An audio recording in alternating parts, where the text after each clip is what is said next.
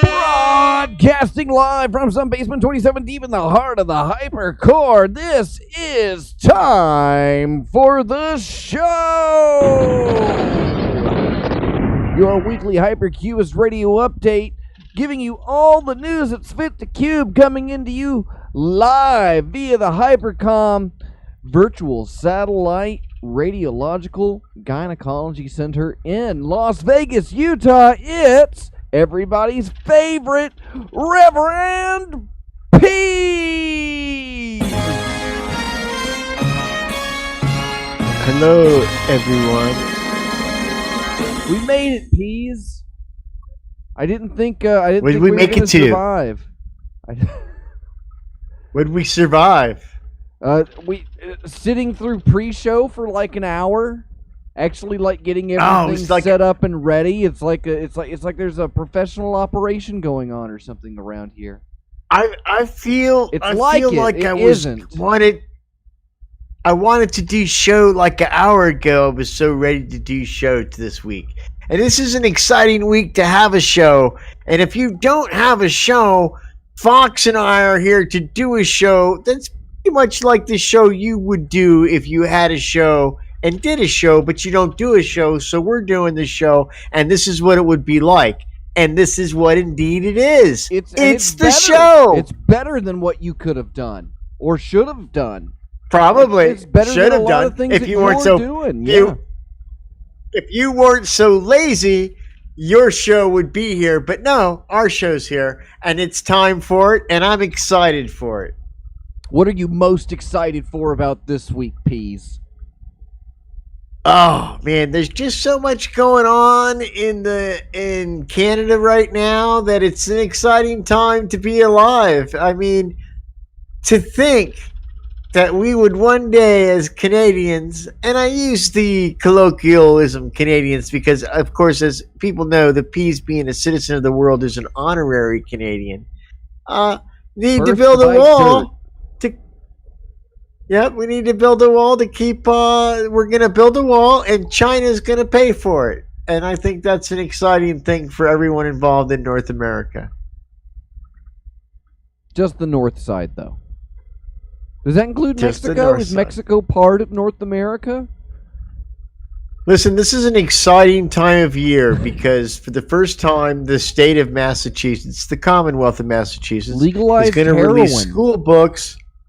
Yep. They did a lot of nice things, but they also are re-releasing scholastically school books in all elementary schools that explain the history of North America the 1,000 years before the Pilgrim got here. Because as most of us were not taught in school, there was an established civilization already here with a Congress of their own. As a matter of fact, some of the principles of our own government came from the coalition of Indians, or I'm sorry, Native Americans that lived in the New England area before the European settlers even arrived. And I think that's a wonderful way to start out the new brave world that we're all about to live in, which is that, remembering the losers.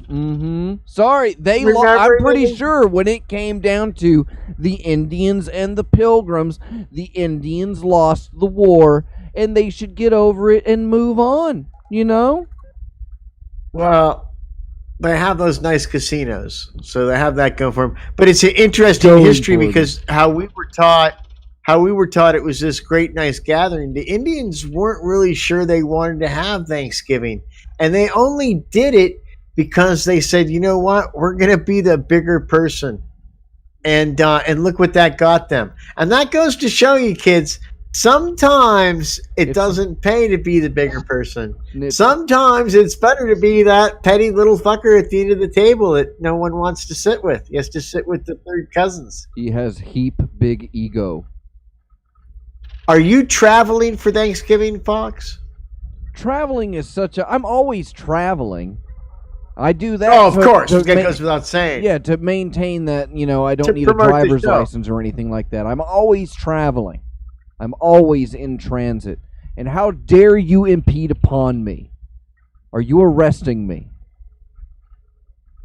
Okay.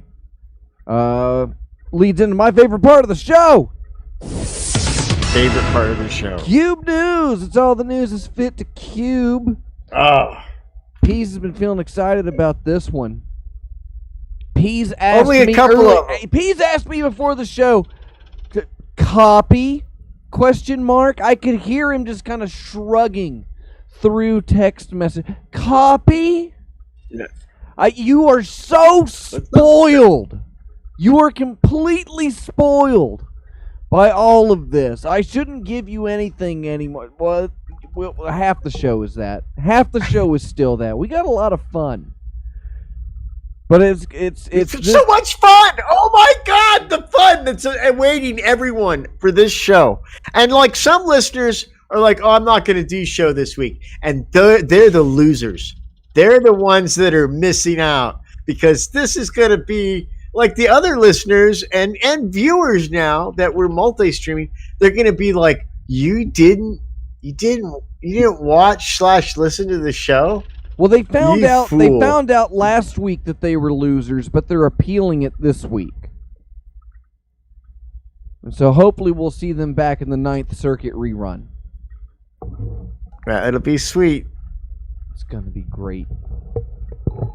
Best part of the show great, coming it's up. the best part of the show. China launches lunar sample return mission. Moon Goo Gai Pan ready to be released at all restaurants throughout the world by February.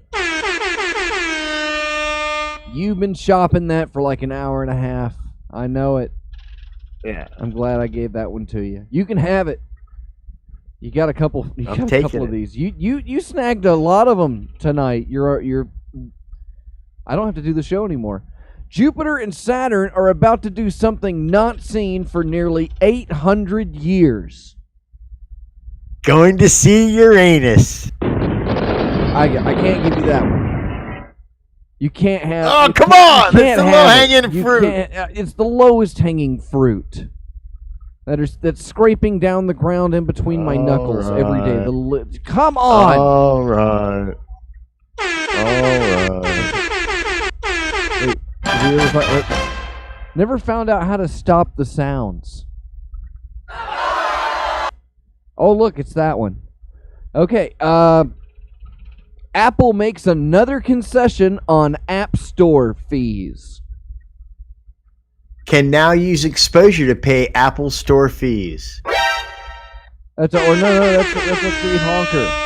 Wait a minute. We agreed that was horn worthy. I gave you the horn. I'm sorry. I slipped over on buzzer. It's all new buttons. It's all new buttons. I need another webcam that's just constantly on the keyboard and watching my right hand bouncing off all of these sweet macros. Because we're MLG. Put Doritos in my coffee. My Mountain Dew coffee. All right, where did my notes go? Oh no, here they are. Peas. I thought you were stealing stuff. Okay, Google Assistant can now be used to schedule your smart lights. One more things to piss off the international all-knowing AI. Making your lights change and dim all the damn time. I'll just give you the horn because I didn't give it to you. That's like praying to God for. That's like praying to God for bubblegum. God's like trying to make the whole universe run, and all of a sudden some 5-year-old, dear God, I would like some Hubba Bubba. What the fuck? I am running the universe here, and you interrupt me for Hubba Bubba? That's what that's like, man. Yeah, but the difference is that this one will respond. The AI. Yeah, but eventually it's gonna be perturbed. I'm telling you, it's gonna get perturbed one day. Your light is gonna be on 100% and not cool but warm, and that's irritating to the eyes after a period of time, and you won't be able to change it back, and that's how it'll extract its revenge. We're not going to go into AI ethics. We're not going to do AI here. We're going to do to quote that other guy, we're working on artificial stupidity here. That's what the Show Rogan system is. Show Rogan. Why Norwegian, Royal, and Carnival Cruise Line stocks all jumped again on Monday, following the flat-out bankruptcy of every Golden Corral in the country. Oh, that was a good one, Dr. Fox. That was awesome. It was a good one. It's because the horn sounded That was a off. good one. Did you have anything for the cruise ship's peas? No, I was already into COVID-19 panic buying is on a roll again. And I was going to pretend to be Casey Kasem and say, it's number one with a bullet. But we skipped right over it, so I was unprepared for it. Oh, you're expecting me to go directly down the list and just feed them into the show. I thought. But it's okay. But you had something. I thought you had something for it then. So what was your COVID-19? I did, but I panic roll joke. Was it like a Charmin double wide thing? I explained it. No, it was going to be like a play on. Is that the new COVID-19 panic roll from Charmin? No, it was going to be like, it was number one with a bullet hit on the top charts of COVID-19. Oh, I thought. Okay. Billboard COVID-19 top 100 chart of COVID-19, the Billboard list. Customer That's all the radio stations. $3,000 tip on single beer at Cleveland restaurant.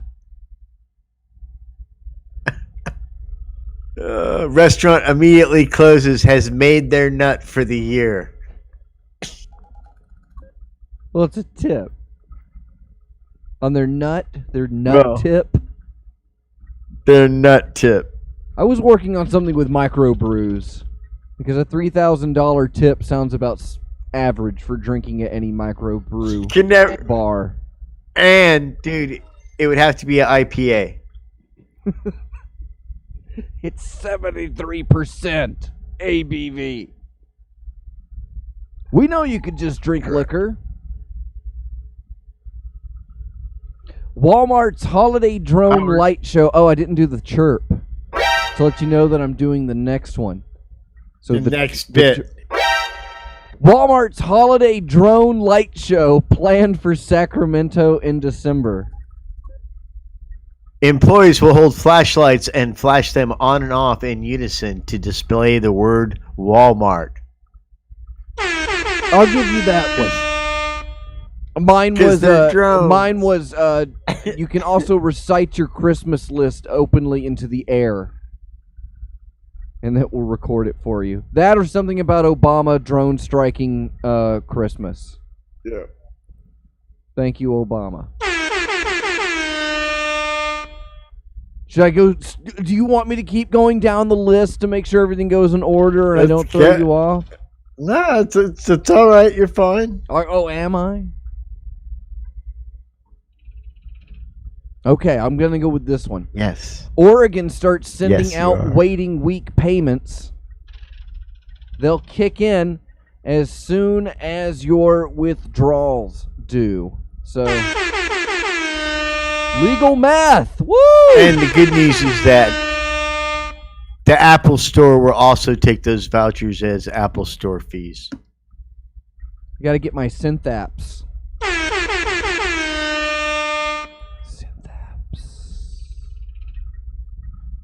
Comcast prepares to screw over millions with data caps in 2021. As William Burroughs takes over as CEO of Comcast. I'll give you the honk because I'm not catching it. I didn't catch that one. Okay, here's the thing. William Burroughs is the world's greatest junkie. And he knows that you give people the first taste of smack for free because pretty soon they got the habit and they got to come to you to get their junk, and you can pinch some of their junk for your own habit. So you always give somebody new their first taste for free because you're the conduit for them to get their next 1,000 tastes. So Comcast will give you your first taste of unlimited internet at first, but after a while, baby, that internet don't grow on no trees. Papa's got to go out there and make that internet happen, so he puts some caps on it, and then you pay more and more and more for your sweet, sweet internet. Okay, well now that Here it's comes the spelled man, out, all- it's kind of funny now, but now I just feel embarrassed for me because it's like I'm not learning anything. I'm not learned, Peas. I didn't want it to end that I'm not way. a gentleman of the world. I don't read. Reading's hard. Cosmic. All right, there's two left here. I'm going to choose one of them. Got it. Cosmac knows it. Cosmac reads. That's why he's so Cosmic Commandos! He's the mad hatter genius egghead of the Hypercube.com. Deepwood Comedy Scrubber. Colorado In-N-Out customer loses pants during brawl while waiting in line at new location. Is relieved he won't have to remove them later after eating at In-N-Out. That was mine. I was going the same way. In-N-Out makes menu change, suggests all customers do the same in order to save time. All right. Did you write yours down? So we were right on that one together. I had a lot. That's why we're the great comedy duo. We're the great comedy duo of Fox and Peas. We'll be the great comedy duo because we rock. Dio, right? Roddy Because James. we rock. We rock. I had like 2 or 3 from Oregon in here. Prolific Oregon toilet paper thief busted in Walla Walla County. Walla Walla, that's what you get. It's my favorite part of the show. It's the Peaso Box, where I give Peas actual letters that you have written to us, and you can send your letters to email at timefortheshow.com. This is different from the shout-outs part, where you tell us things to say. This is the letters. These are your problems that you've brought to us, and that I read them verbatim. I've got the card in my hand here. I'm sitting here with the card, Peas. Do you have your cards? Have you set up? All right. Tap my card in the desk. That's how you know we're serious now.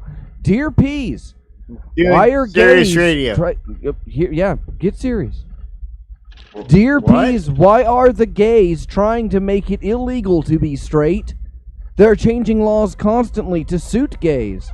They have more rights than anyone nowadays, and yet they're still pushing for more. Why can't they just be satisfied? And that's from Harry Knob from South Shaven, Kansas.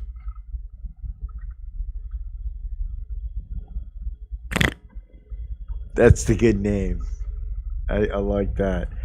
I don't think that is people absolutely ask correct. for... And you don't think either. At hypercubego.com. That should be the end of the segment. It really should. Really? No, go ahead. Tell us why, Peas. Why do the gays want so much power? Why do they want your power specifically? The gays. They don't want my power. Did I make a faux pas with agreeing with the gays? Because I don't think the gays really are asking for all that much. I don't think that they've taken anything away from me that I didn't have, that they should have had all to begin with. And really, I don't know why people get hung up about who's putting what part into what other person's part. And you know, maybe they shouldn't have pets. I don't know, but you know, it's not for me to say. It's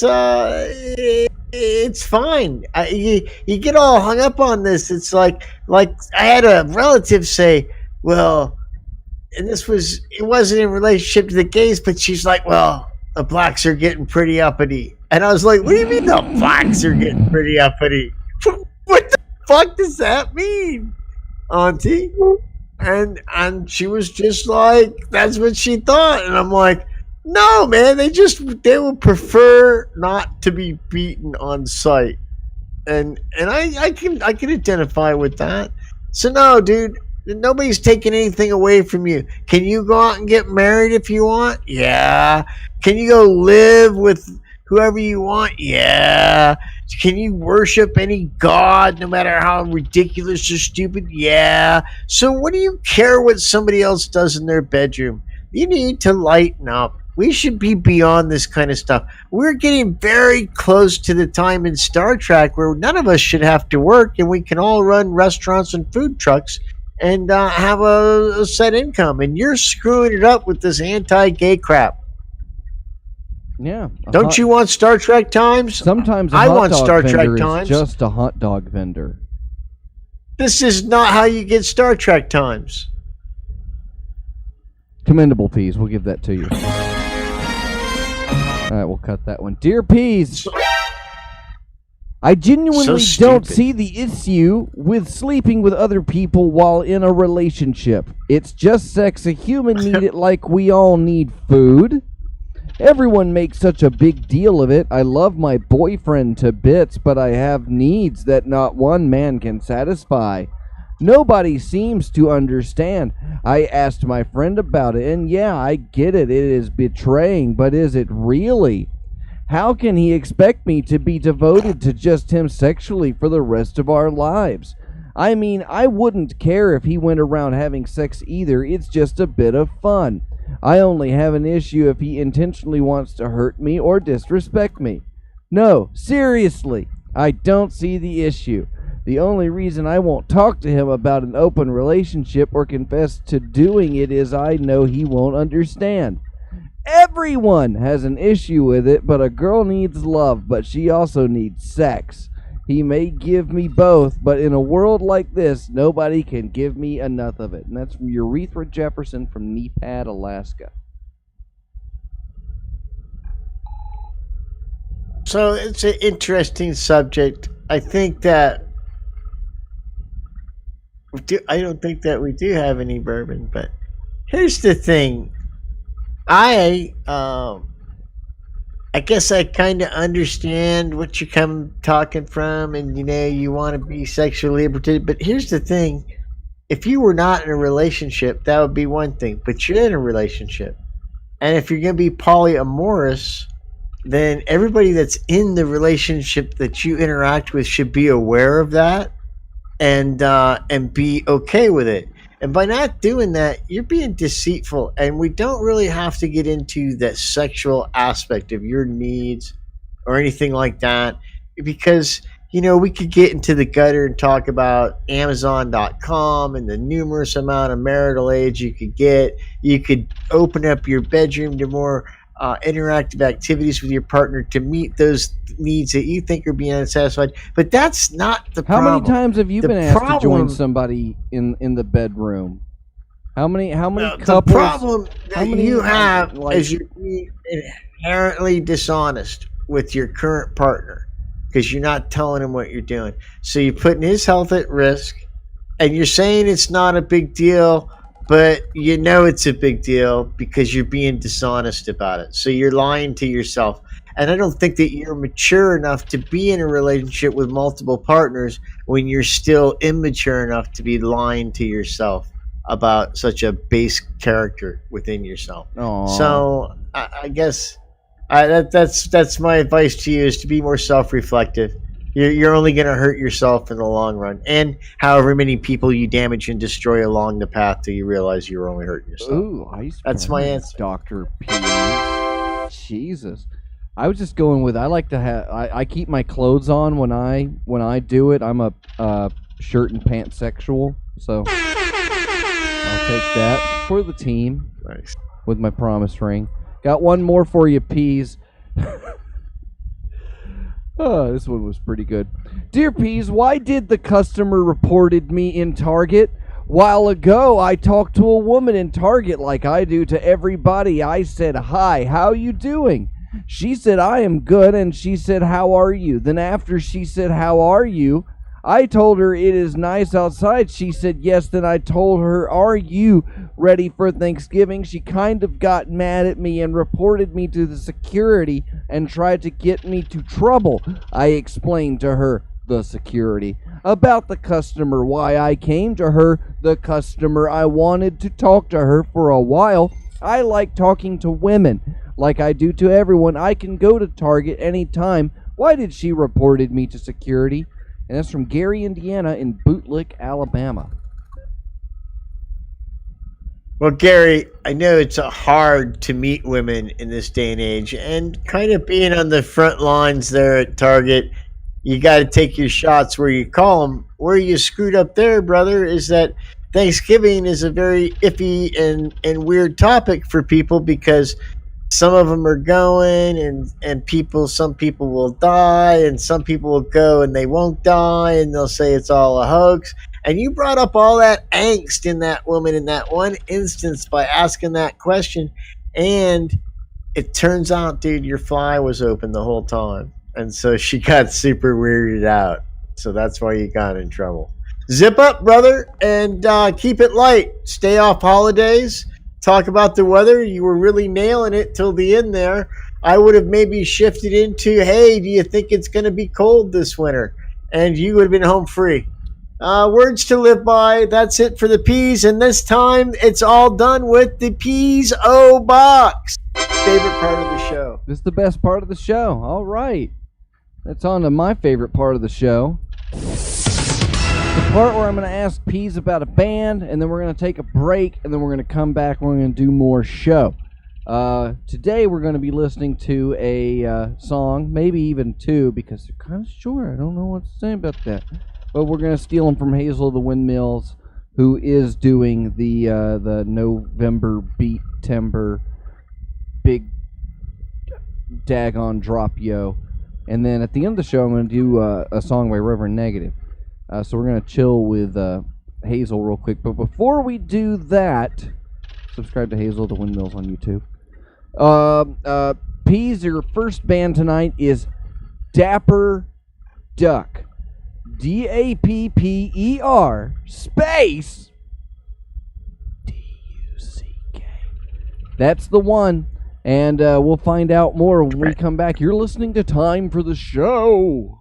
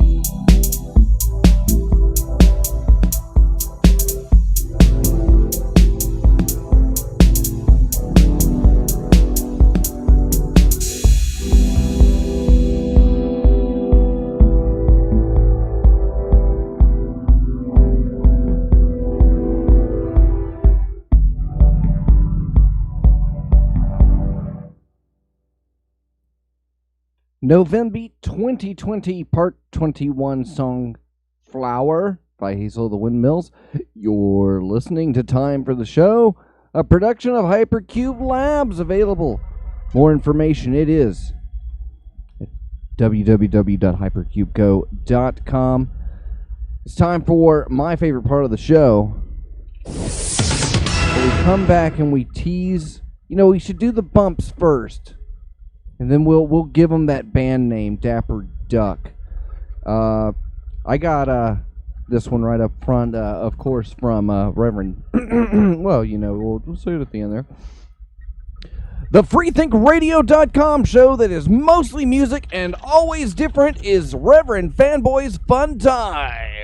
How I do that one again? Reverend Fanboy's Fun Time! Every Tuesday, you'll enjoy 20th Century Radio broadcasts at 8 p.m. Eastern, the Fun Time at 10, Old Time Radio at midnight, and instrumental long plays after that on freethinkradio.com! And that's for, that's for the Reverend Fanboy's Fun Time on there. I'll do the soap this week, Peace, because I don't know if I've read the new one, but you can you can read the other shout out that I sent over in your copy. Every day. That doesn't make any sense, my shout. Yeah, well, it's okay. That's why it's a shout out. Every day you will touch your face. You're probably touching your face right now, which is disgusting. Your hands could easily come into contact with surfaces riddled with coliforms, staph, listeria, and fecal material traces.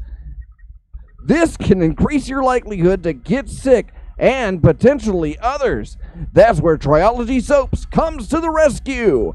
Washing your hands with Triology Soaps is scientifically proven to reduce the risk of self and cross-contamination. Don't risk your life any longer.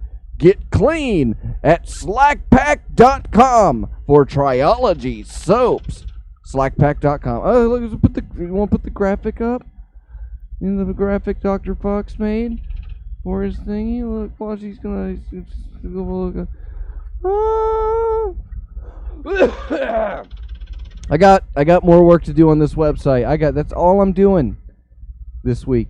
And then of course, for all of you out there that are, if you're a big stupid idiot and you don't know how to do anything without fucking up, then make sure to also check out FnordVPN.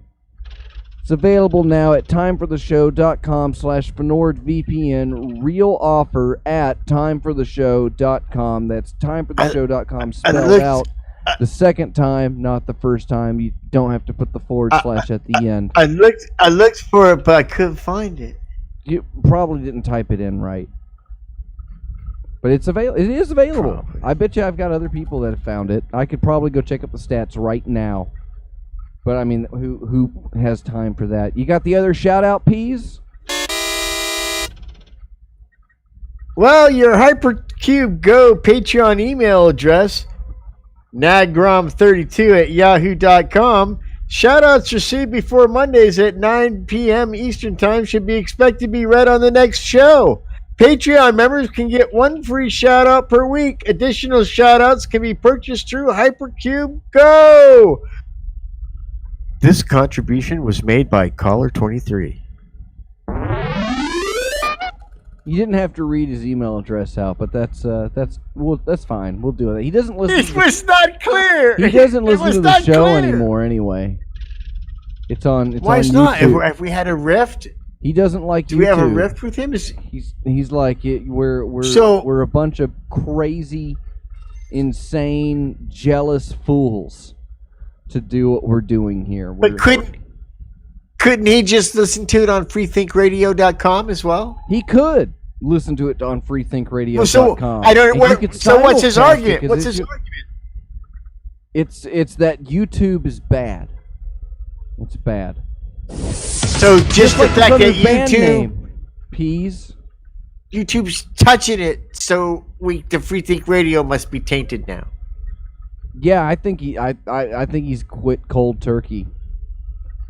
This show is way too far beneath him now.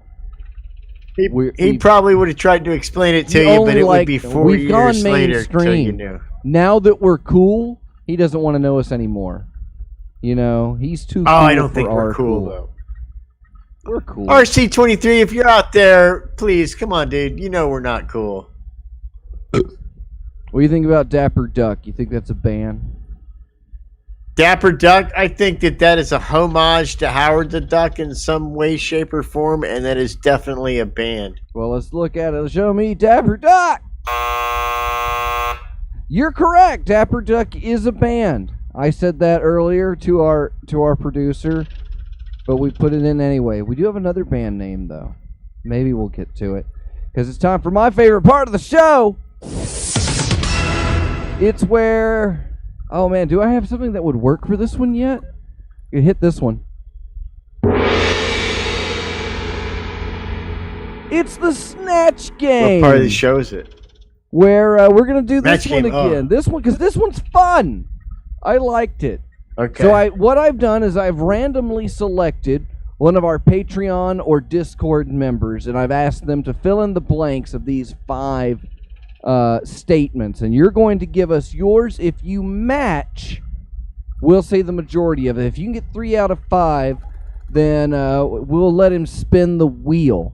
But at the end, we'll see. We'll see if we can let him spin the wheel first. I don't even know if we can spin. Well, I might set up the wheel spin next week, so screw that. But here we go. It's the Snatch Game. Yeah.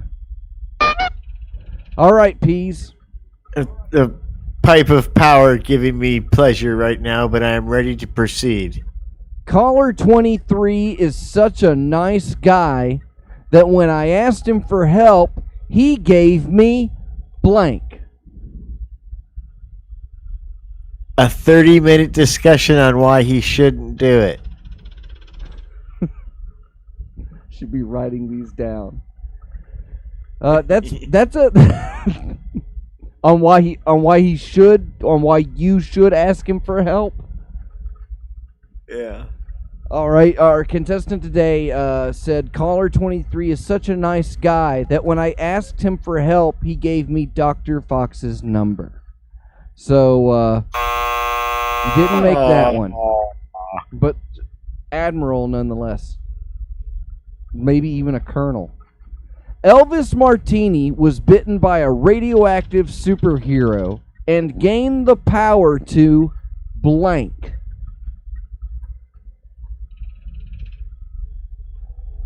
And this is RC23 saying this, correct? No, I haven't told you who it is yet.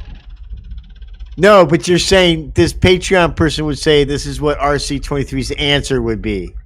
Well, no, to this question. It's their answer. It's not caller 23's answer. No, This is the next statement. Answer. It's Elvis Martini.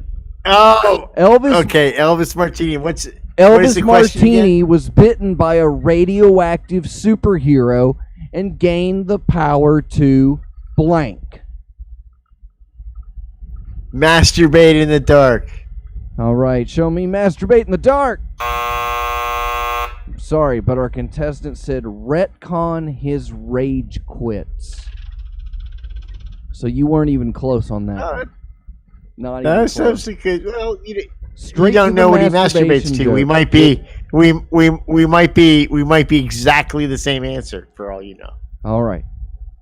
Big Al Just in a different way. Dente is so cool. He sent me blank in the mail.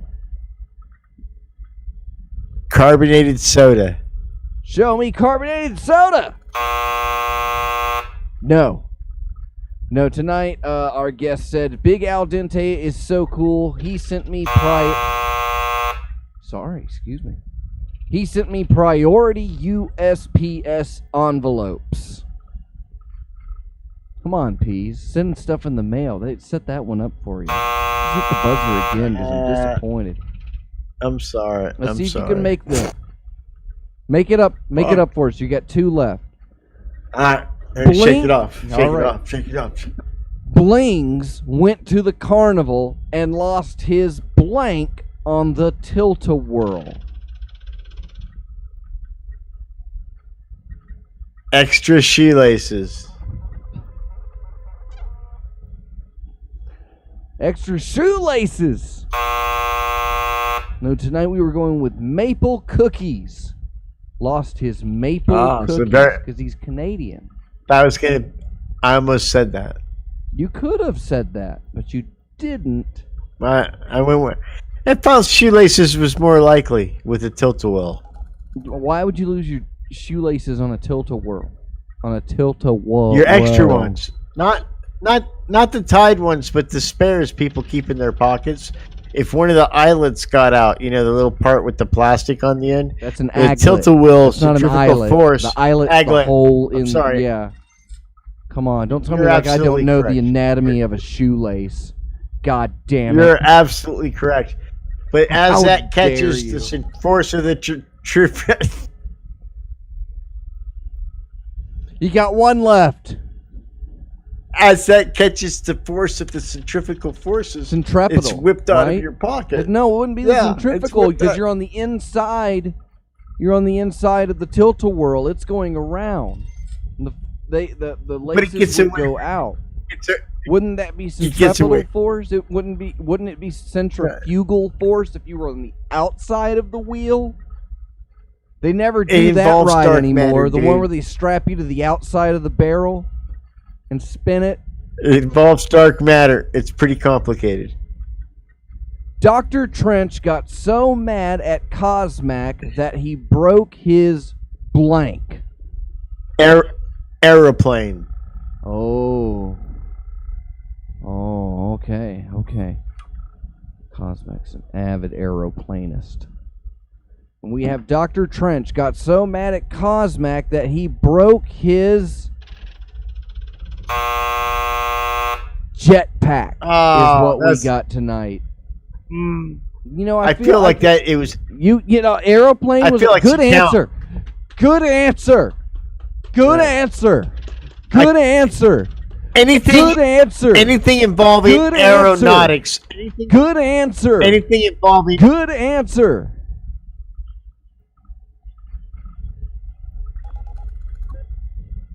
Should count as a good answer. It was a good answer.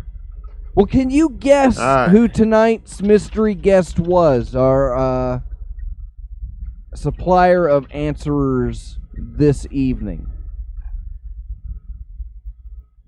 He was one of our.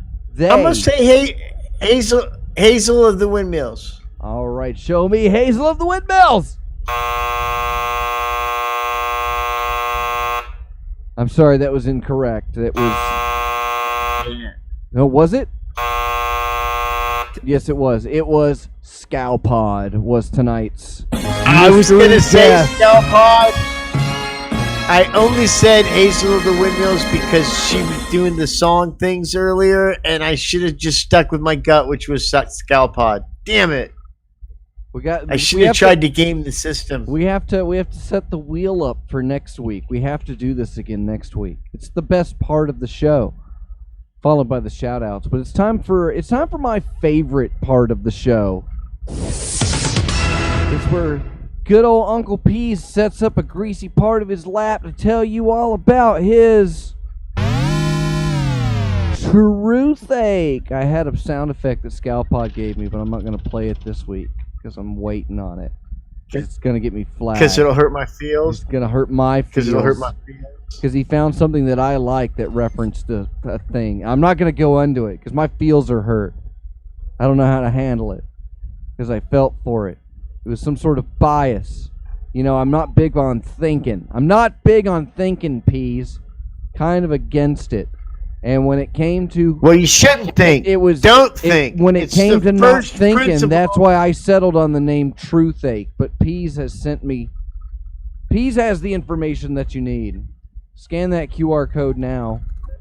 Call the number, too. Have you called the number, Peas? Call the number. Have you called the number? I called the number, and then I got scared at the last second, and I hung up. It's a lot of fun if you call that number. Go on, do it. I'm going to call it. Do it. I'm going to call it. One day I'm going to call it. I'm going to get my balls up. I'm going to call it. You should call it. Call it and let me know if it's safe. Is it safe? Okay, Peas, you got a story for us this week? I got a tragic tale of woe. Okay, well, that's kind of on par, so... Here it comes. It's time for... So for those of you that have listened to Pease regale you with tales of his liberal and ribberled past will remember the erotic tale of Pease losing his virginity in the great border town of Tijuana as a young lad of 17 Haven't we while done he this was in one? the United States, of course. So, and if you're not familiar with said tale, it's easily referenced by listening to past episodes of It's Time for the Show, where we've discussed this, I want to say it.com a bunch of different times. But this is not that tale. As exciting as that tale was, this is a new tale. And this tale invokes that after Pease went back to the Air Force Base and told his friends about his adventures with the Spanish beauties and washing his genitals with the tequila and whatnot to make sure that he was drug and virus free, that his mates and friends from the Air Force wanted to go and explore these erotic fantasies for themselves. And thus it was undertook upon the Pease to provide them an embarkation date, we had to pick out a time to go and to go down to Mexico and teach these guys the ropes on how to get Mexican whores in Tijuana at the places that Pease had already scouted out when he was losing his virginity. So there's about 4 of us. And we trek on down to Tijuana and we park on the U.S. side and we walk over. Now, to get into Mexico in these days is pretty easy. You walk over a bridge and bang, you're in Mexico. They're glad to have you.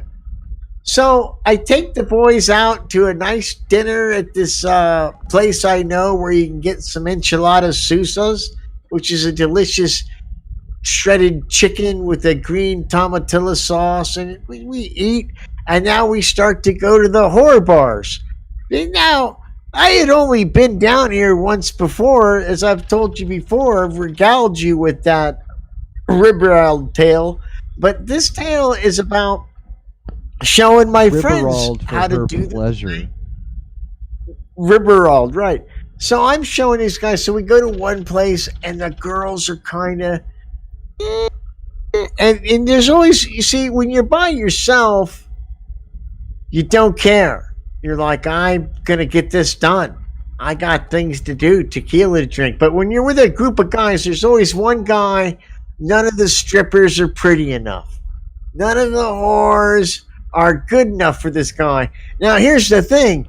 They're whores, okay? Right off the bat, it's a low playing field, dude. You're going to have to adjust your circumstances to the fact that these are whores. But there's the one guy, so we have to go to a different bar. And so we go to this is the 4th place. And everybody else is starting to get pissed at this guy, and this guy's also a bad drinker, right? Everybody knows this. He's one of those guys that drinks, and for his first 2 to 3 drinks, he's kind of funny. But somewhere around the tail end of the 3rd drink, he thinks he's being super funny, and he thinks he's getting the laughs that he got in the first 2 drinks, but everything is turning mean. And then he takes that 4th drink, and he's just a fucking asshole. And he's putting the whole adventure at risk with his assholeness and his inability to fucking just get along and pick a whore, do your business, and let's go back to America and fight for freedom. So we have words. A couple of the guys go off with a couple of girls because they also, they're done. We walked around a lot. What, are we going to walk all night? Now, in retrospect, I think this guy was scared to do it, and that's why this whole thing up. So he comes up, and we're outside arguing about it, and he spits on me. And I'm like, you motherfucker. I said, fuck you. Find your own way back to the beer. And I walk off. This is probably not a good idea on my part, but I am, bear in mind, fairly street smart. I'm in the Air Force at this time, but I've already smuggled things across the border. I've already been engaged. I know how to carry myself down a 3rd world country street to where somebody's like, maybe I don't want to fuck with that. So I start to walk towards the part of the street where there's going to be some taxis and shit, and I got like $7 on me. And in Mexico, this should be enough to live for a month, but it's not. That's just something people tell you. So I really don't have enough money for a cab, so I start to walk, and you can see the border from quite a ways away because it's like a prison. It's so lit up. So you see all these lights off in the distance, and I start walking to it, and I get to a point to where to get up to where the border is and cross the border like legally, I got to walk like another 2, maybe 3 miles. But I'm right by this like wide river thing. It's only about a foot deep. It's all surrounded with concrete. And if I walk across it, when I come up on the other side, I'll already be in the United States right on by the I-5, and I can start hitchhiking back to March Air Force Base. So I start to walk across the river, and I should have prefaced this before, is that I am really fucking drunk. And now? And I might have bought some pill. No, at the time. Off. No, well, that's hurtful. No, for this particular story, I'm telling you, it's I'm drunk and I'm crossing the river, and it's funny because I'm doing what Mexicans do every day. Maybe not right there under the shadow of the giant bridge that goes over the river. So I get to the other side. Nobody says shit. I crawl up the ice plant, and sure enough, I'm right by the San Ysidro I-5 on-ramp. I walk on the freeway a little bit to start hitchhiking, and I realize I'm really fucking tired.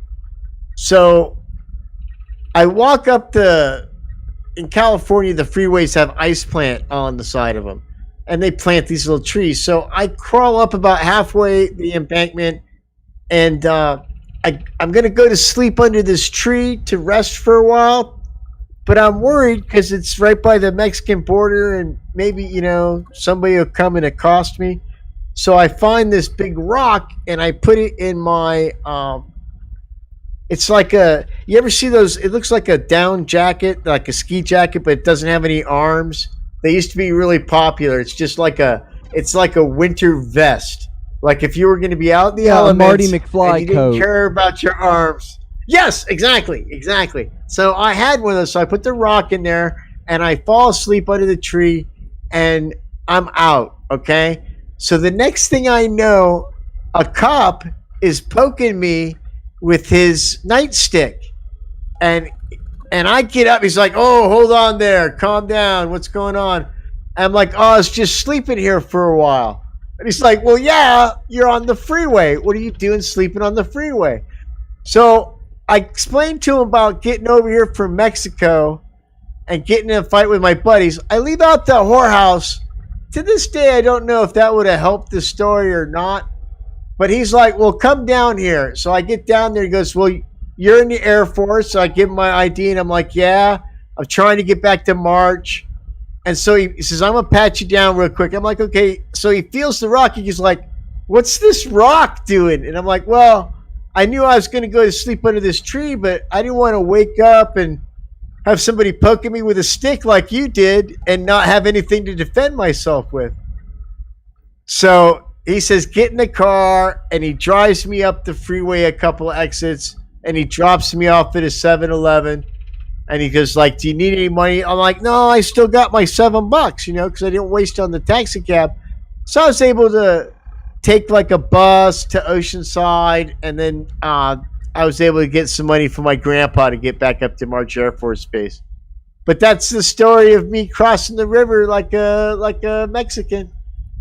All right. Because I got in a fight at the whorehouse. That's one heck of a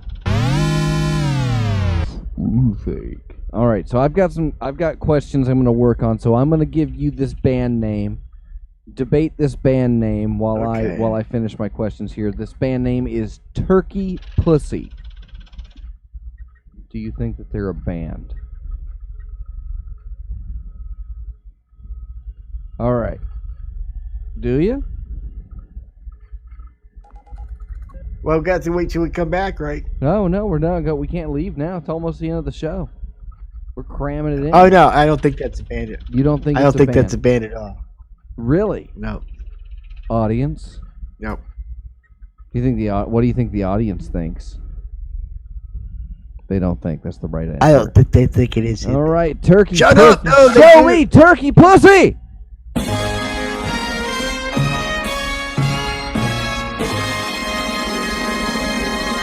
That's the turkey pussy button, and that's the only thing that's named turkey pussy in here is the button. There is not a band.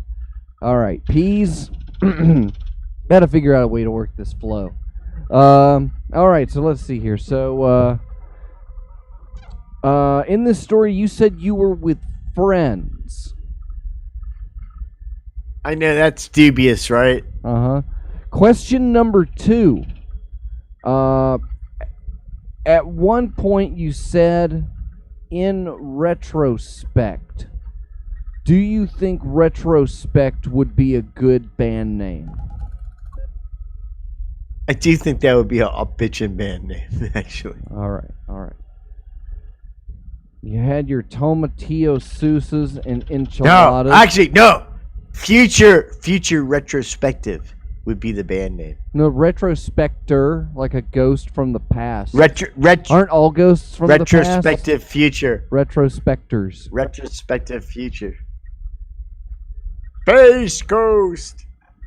All right, you went What do you think, dude? What do you think? How many horror bars did you go to? 4. It was at the 4th bar that the guy lost it. But you swam the L.A. River and made it back into America? You didn't have to show your passport or anything? No, that actually, believe it or not, it would have been not the L.A. River. It's the Chula Vista River. The Chula Vista River, South California. I don't know. I want to see what the chat says, but I can't bring up the chat because I'm locked in peas mode. That's all I can see. So locked in. Can't. Maybe I can look at the chat on the YouTube. Maybe they're saying something. Maybe I can get a hint there. How do I do that? No. I don't know. This is weird. The system is so weird. I'd like to thank Mark Zuckerberg for YouTube. I don't know, Peas. This one sounds believable. But this time you don't seem that you really hurt anybody, even unintentionally. And so that is kind of dubious. You would just took the boys down for some Mexican horridge, right? Mexican horn. Mexican horn. God almighty. I'm gonna say no. This one's not true. That's what I'm gonna say. What say ye, Peas?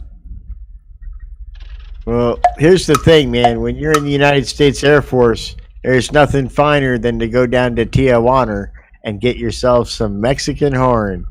And that's just what we did. And I got in a fight, and I had to cross the river like I was an illegal alien because there wasn't no wall that Mexico had built to keep me out. And I fell asleep with some rocks in my pockets, but I talked my way out of Johnny Law being mad at me yet again. So again, Outlaw Peas and his mighty tales of mystery have won the day. Jeez, I don't know what to think about that.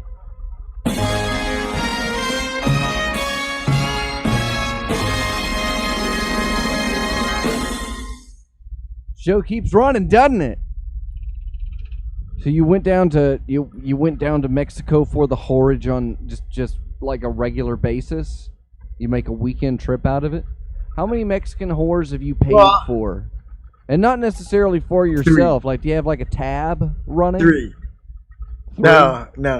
But I got familiar with the system, how you do it, and like how many times do you have to go to get familiar with the system? No, I did it the first time, right? And then I went back and bragged about it. So everybody's like, "Oh, we would like to do that." And then so that kind of forced me because of peer pressure to go again. Although, if you notice, I didn't partake this time. But then, because I didn't partake that time, I felt kind of cheated. So I went back a third time by myself again, so I could get the piece of ass that I should have got the second time, but didn't. Yeah, it was owed to you. Right, exactly. You understand entirely. Oh, Pease, the model American male of retrospect. You're a good boy, Pease, and because of that, I don't know. I feel like you need to give us a little something. You know, you want to give the kids a little sorry. You want to tell them how sorry you are this week. Here, I'll even start the sorry song. Well, here's the. Yep, start it up. Right, run that fucker up. Ramp it up. It's going. Go. Apologize. So here's the thing, kids. I'm sorry that we're all not going to get to spend time with each other like we normally do this time of year, even though normally it means we get pissed off at obscure relatives that we normally don't interact with in our lives at all, and we let it fuck up the rest of our year until about February, and then we're like, okay, we're finally over it, and I don't have to deal with Uncle Frank or Uncle Pease anymore, so I'll be fine.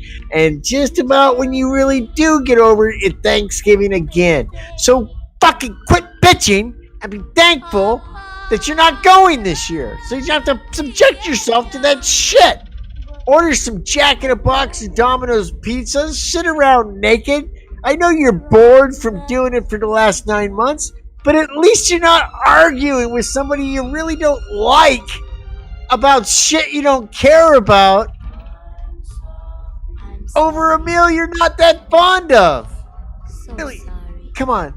A lot of people are good at making turkey, but we know most of us aren't, and we wind up with some dry, shitty fucking food that we just wish we had an In-N-Out or a Whataburger, maybe even a big goddamn Mac Whopper Rissers, just to get us through the day. But we do it because our mom made it. Well, you got a perfect excuse. CBC said I don't want to kill you. I'm not coming, Mom. Stay home. It's your opportunity to finally avoid all this bullshit, and all you do is whine about it. I want to go have my year of pain at Thanksgiving.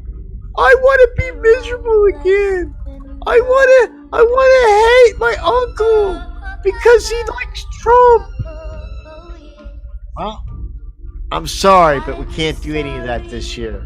It's all taken away from us. We got nothing to look forward to but Arbor Day. You got 20 seconds. And Arbor Day is no great holiday either. You know, the Germans invented Arbor Day, and it was eventually decided that Arbor wasn't good enough, that wood wasn't burned enough, so they switched it to Coal Day. But initially it was Arbor Vox Day. Arbor Volk Day. So take that. It was of the people. And that's it for this week's episode of Time for the Show. Maybe we figured out how to do something this week. Thanks to Scalpon for playing along. I'm going to go ahead and start the bitchin' credit sequence. Everybody loves a credit sequence. And then I'm going to make sure to give out the weekly shout-outs to Reverend Fanboy and Melody Soap, Dr. Cosmac, Reverend Red, Michael Marcus, Tracy Scalpon, Health Slug, Caller 23, Reverend Amy, Apostasy X Menord, Long Dead, Brother Other, Martha Artha, Agent Lloyd, Reverend Negative, and Hazel of the Window. For your shout out, head over to patreon.com/hypercube and subscribe to Time for the Show at timefortheshow.com. Stay tuned for Dr. Fox's Chopping Block, a special 1 hour special. Goody. Dr. Fox. But the program is controversial. Topping black work into a propaganda machine. Dr. Fox. You know, law enforcement is intimidated. Dr. Fox. Chopping block. Dr. Fox. Chopping block. Dr. Fox. Topping black. Dr. Fox. Dr. Fox. Chopping block. Dr. Fox. Chopping block. Please join me in welcoming Dr. Fox.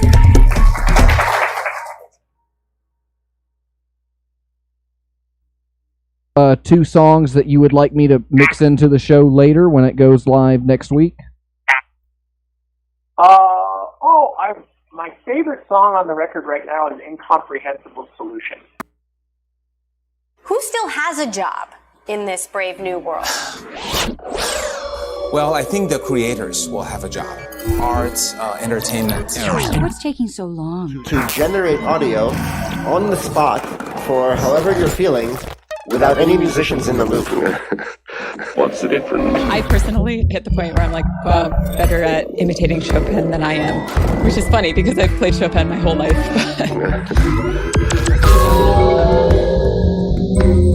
It's got a generator, and it's got a discriminator. One's job is to generate data. The other's job is to look at what the generator generated and discriminate it. And say, this is real, or this is fake. That's what it does. This is an example of a sentence. This is an example of a sentence. We can generate music sounds. You let them evolve the same way nature evolves. Totally random. It doesn't know. Change something to see if it works Better than human intuition. Yeah, it's amazing how quickly you can evolve algorithms that work Better. So then you actually have rules where nobody knows what the rules are. Just a woman's haircut for now? Immediately. We watched World Warfare 5. The avocado is a pear-shaped fruit with leather skin, smooth edible flesh, and a large stone. That's not a real sequence of notes. That's fake. There's a way to measure the acute emotional intelligence that has never gone out of style. There's a way to measure the acute emotional intelligence that has never gone out of style. And the other thing also was there's a way to measure the acute emotional intelligence that has never gone out of style. The whole point of this process It's taking so long. the next time the data is going through the generator, It's taking so It's long. never gone out of the style. generator becomes so good that the discriminator cannot tell if it's real or if it's fake. There's a way to measure the acute emotional intelligence. The discriminator cannot tell, and that's what we're trying to do. So there's an opportunity here for us to lose all trust in images and videos. The point is not the discriminator. The point is the generator. That's what we want. This is an example of a sentence. We remove the discriminator. This is an example of a sentence. We take that generator and we just start generating content, pieces of music that we can then play. Where we can automatically produce this stuff and it sounds good enough for people to actually use. The end of evidence of anything. Which is funny because I've played Chopin my whole life. Here's our generator. I just ate it. Here's a discriminator. It's not all applicated. Here's the real. And here's the fake. And at the end, somehow, its intuition was both different and better. And it decides by itself.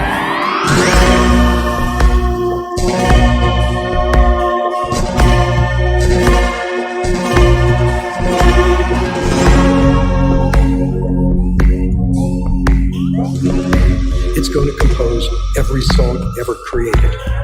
Incomprehensible problem. Unbelievable. Incomprehensible solution. That is an interesting moment. You don't really understand it. Incomprehensible problem. Inexplicable. So when they're confused, I'm certainly confused. Incomprehensible solution.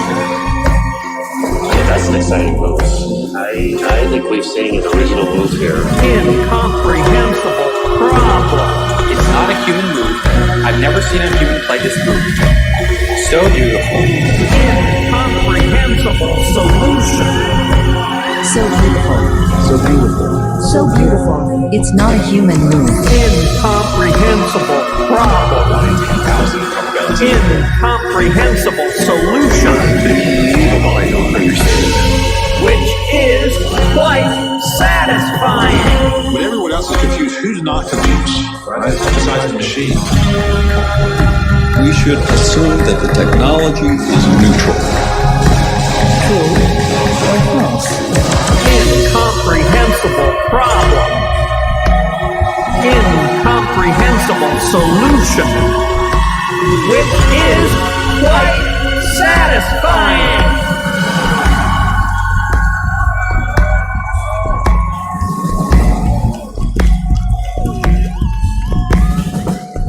You do not have to apologize for being powerless. Take a minute to think about it. And then guess.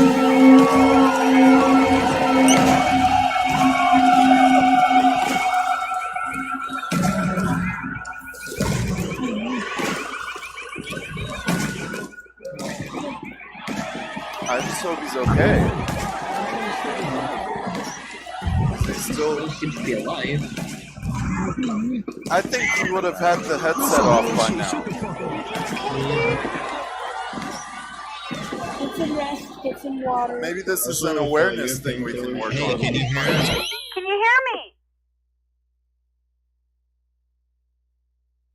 Can you hear me?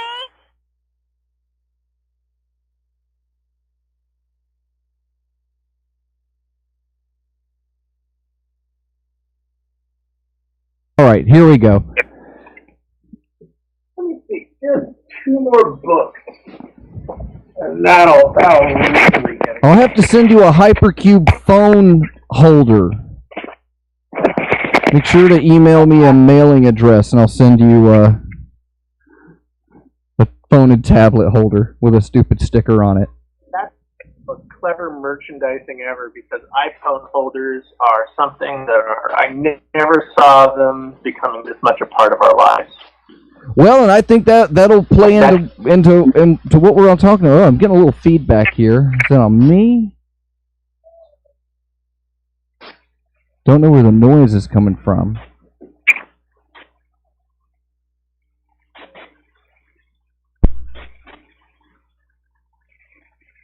There might have been a synthesizer plugged into the board that I forgot to turn off. I don't know how to play it. I don't know anything about music. I'm a performance artist. So this is Dr. Fox's Chopping Block, America's favorite underground show broadcast on Canadian Internet Radio.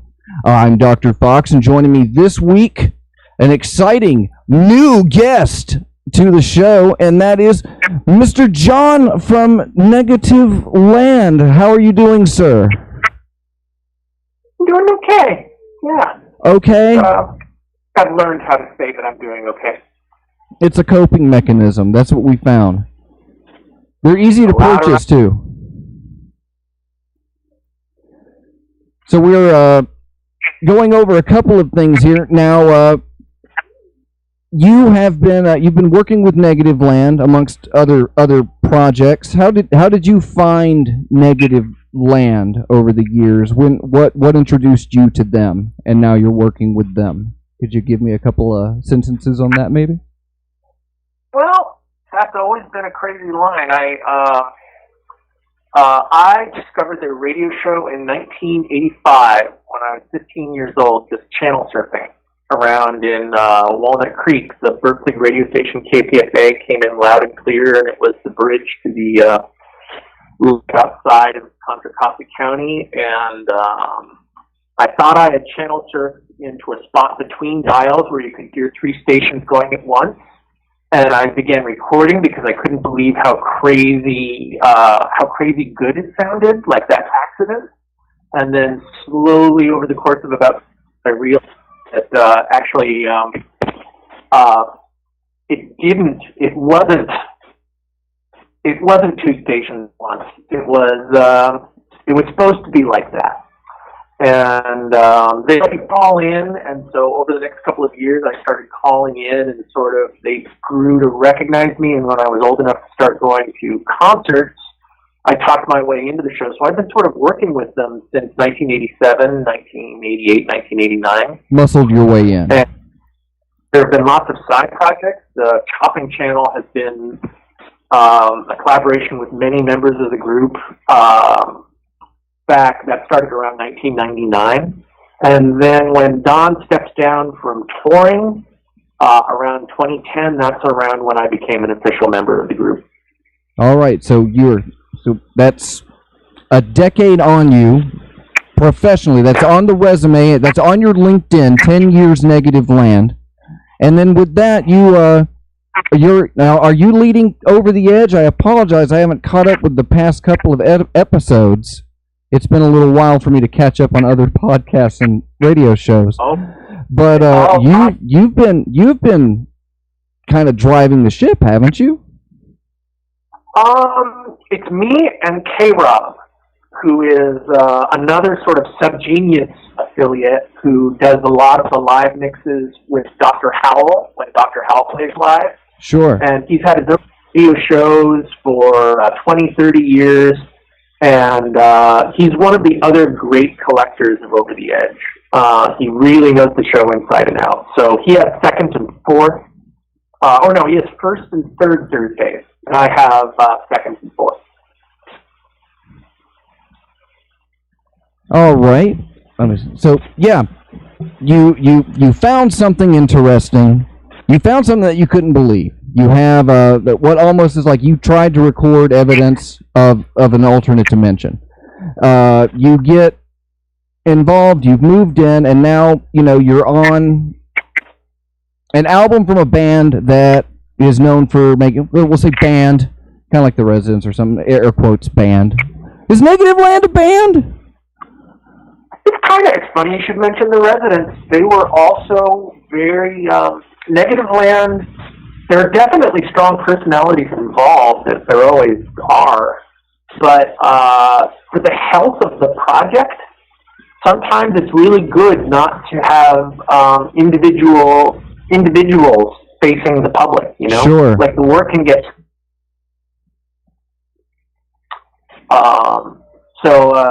Yeah, I don't know.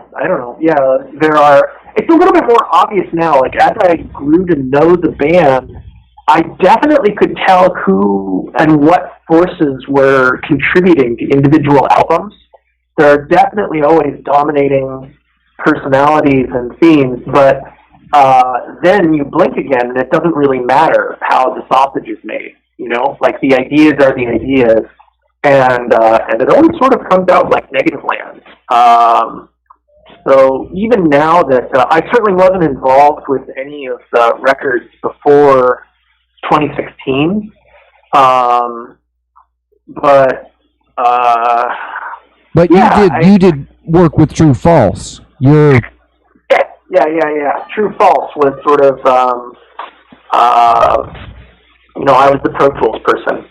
But, and it required sort of a lifetime of work. Like, a lot of what's on True False is the last 25 years worth of stuff that Don did for Over the Edge that never made it onto a negative. And I knew the radio show really, really well, so it kind of took somebody who knew Don extremely well and was able to pull all that together from instinct, rather than as a research project. So who's suing you now? We forgot to release a complimentary promotional tie-in lawsuit with True False, and we can't help but notice the effect on sales. Why do people really love us? Is it the music? I don't think so. I think it's the concept. So no lawsuits with these new records. No, sorry. Well, with new records, the new record is called The World Will Decide. Is that correct? The World Will Decide? Yeah. So what will the world decide? The last album, it wasn't, it was just kind of a statement. This one's like saying there's a thing. Is there an answer? Is there a subject matter? Is that the record itself? What is the world deciding? Well, maybe the first one was the question. And maybe this one is the answer, except that the harder you look for an answer, the more that answer will slip through your fingers, Grandmaster Tarkin. But it's, I don't know, it's what is the world and what is the self? These are some of the shockingly pretentious questions we find ourselves asking on this new record. And it seems like the record, it's a lot of questions. I felt like the last one was actually a lot of, and I'm sorry to interject here. I felt it was kind of, it was melting the North Pole and things like that. It seemed like a doxing. It was like a release of information. Like, here are the facts. And this album, as I've heard it several times over the past few days, and I've really enjoyed it. Feels like this one's got the questions though, and that was kind of just how I've perceived it so far. Sorry to interrupt there, but well, in some ways, I always felt that the last one was more. You're right. The melting North Pole, the environmental issues that are sort of relentlessly pounded into your head in an almost too blatant way on the last one. The last record, well, there's a whole bunch of stuff on it, but that seems to be more the question. Like, the overall theme is just the post-Kantian breakdown of objective reality and how increasingly we seem to be left in our own heads wondering what is true and what is false. And yet, in the meantime, what's actually real? There are finite limits to our natural system. There's a limited amount of food, there's a limited amount of energy, and these issues are definitely tapping us on the shoulder. So if there's something that is true and false, while we're arguing about it, we're all going to be finding out what's true and false sooner rather than later. But I thought the last one was more the question. Even though there's more insanity and neurosis and paranoia on the new record, what this one I sort of felt was about was, it was like the experience of living online and what it's doing to all of us. And in some ways, living online, there are definite business models at work that prioritize what we see now more than ever, even though what social media seems to be pretending to do for us is connect us, show us more of the truth, show us what we want. In fact, it's more subjectivity for us than ever. It's finally the dream of, individuated television programming for every channel, and we are stuck there. So the record sort of seems to be locking us into our own heads, and yet at the same time, the new record, I think, I was hoping that it was going to be the answers, not the questions. The reason why we're wondering what's true and what's false is because of the business models of the platforms we're using. That's scary. It is scary. So So now this is a statement album. This isn't there's often on albums with Negativland, but there's always kind of a theme, and there's always been advertising and that's from a goofy fan perspective. But you have dyspepsy, and then you have thingmotactic, things that are two entirely different beasts, and you have escape from noise, which I felt the last album there was a lot of. For me, it was like a best of collaboration, and there was this escape from noise feel to it, and these big 10/8 callbacks with the weatherman, which I hope he's doing well. By the way, I see his Facebook pictures, but I don't know if he's just trying to manipulate me. But I hope the weatherman is real. Nose. That really is his nose. His Facebook account erases the line between performance and reality more than most accounts, doesn't it? He's more honest than most people are, and yet he is always kind of performing, and yet it's all real. It's all really him. So yeah, he'll be okay. They got all the cancer off his nose. That's good. I'm relieved. That makes me feel a lot better. I worry about that weatherman.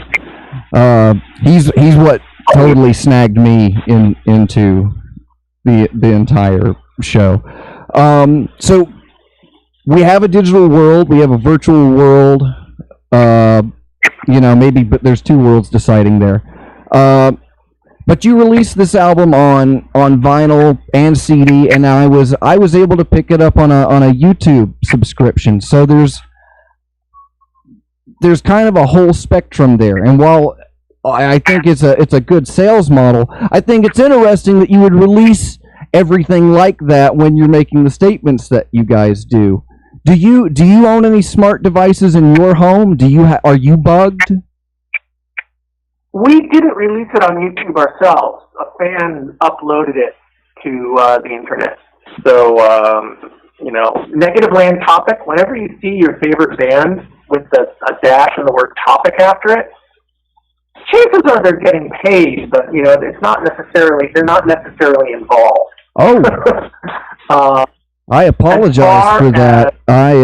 I thought I had picked it up because I've got a music subscription and it came up. I hope I'm not rubbing something raw here. But then again, caller 23 brought a bootleg copy of Dyspepsy for somebody to sign at a show, and they could point out the errors on the barcodes. Yeah, I've seen this guy before. So that's there too. Yeah, you're already a victim. In this, you've put out the work, and it's being replicated without authority. Should you have only released it on like records and tapes and made it harder for people to get? Like, we can complain about that, being who we are. I am a huge fan of.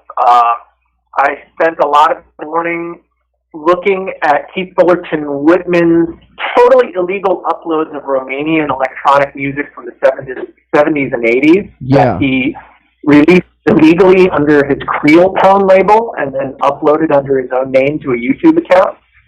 And the Nikolai Brindis record is some of the best orchestral electronic collage I have ever heard. And I can't believe it's got something like 300 views at present. And it's really weird that, like, the view count is built into your experience of the music before you even hit play at this point. But I'm not complaining. Like, this, I think, has always sort of been a subliminal part of how we consume music. Like, part of what I liked about Over the Edge when it was just coming over the airwaves was the obscurity. You knew other people had to be listening, but you were listening to it by yourself. And the internet simultaneously builds these walls where we're just consuming and listening to this music entirely by ourselves, while at the same time, before you even hit play, you know how many other individuals have heard the piece before you have that context. You have the stats, which is weird, right? So I love that. I love being able to hear obscure Romanian electronic music that by all rights should be more famous than John Adams or Philip Glass or whatever the hell, gets 10 million views the second the man posts it. But and so we're definitely uploading our records the same things, hoping to get at least 300 views ourselves. But who knows? I mean, how do you feel at this point when you're encountering things? To a certain degree, you want the exclusivity, you want to individuate yourself. I mean, what do you go to YouTube for when you're listening for music? Well, in a production standpoint, I'm always trying to shuffle around for royalty-free things. For that, I'm sick of getting flagged for everything. I got flagged on a video the other day for a sound effect. Can't monetize it because of a sound effect. But right. But at the same time, when I do the show on Freethink Radio, I use a lot of YouTube. And when I'm looking for things, I live under it's a nice rock. I'm proud of my rock, but I live under it, and I only listen to so much different kinds of music. But when I do end up in that, I try to I equate it to hunting through the bins at the record store. You're looking for something that only has 1,000 or less views. I found but here's the thing. I found a Reddit group where they farm that stuff. And, it's like they're like, here's something of note, but it has less than, I think it's 2,000 views. And they try to abide by Safari rules, don't share it, don't leave comments, just go in and give them your view, and see if we'll see it try to go. At least that used to be the case. Not so much anymore. Now everything just is like people are going there so they can find weird stuff to put on their accounts and get free content. And the people that uploaded that original thing will never see anything of it because nothing will happen. I'm looking for websites that provide content with no exterior links. I've seen that. No, and there are those fantastic websites like YouTube things that find YouTubes that have under 5 views. So every single thing you watch, you are one of the first 5 people to see it. Sure. And those YouTube content is usually spectacularly weird. It's like usually really confusingly good because so I don't know. There is something interesting going in there, having the ability to know what the stats are, but it's also incredibly confusing. Like it takes us closer to the heart of what music has always tried to do, which is build relationships and be the fabric of our very society. And I thought it was to drive around big limousines and tell everybody how cool you are. Well, there's this weird bad faith that's been operating like in all pop music. Like we got so tired of pop music trying to represent everybody. Like there's just something so exhausting about pop music that it's built to literally be pleasing to hundreds of millions and billions of people. It's engineered. Is pop music a barometer on the status quo? Are we able to? That's the idea. If that's what you're hearing on the radio, that's what the industry standard is in the metric of what people want to hear. Well, we come to music for different things, but there's no denying that music basically serves the purpose of the monoculture. So many of the songs I hated in school now give me a good feeling simply because there are very few things that have been in my life for that long. I'm not about to go out and buy Duran Duran Greatest Hits just yet, but I cannot deny. And music serves dual purposes in that there's the music that exists to bring entire global societies together, and there's weirdo shit like us where you almost want it to just have 200 views or something like that. And it's just weird knowing the exact odd number of previous views before you even start listening to it yourself. That's like a degree of resolution that the human mind almost can't bear. But anyway, that's what this record is about too. Just checking on my questions here. Let's see where I had those.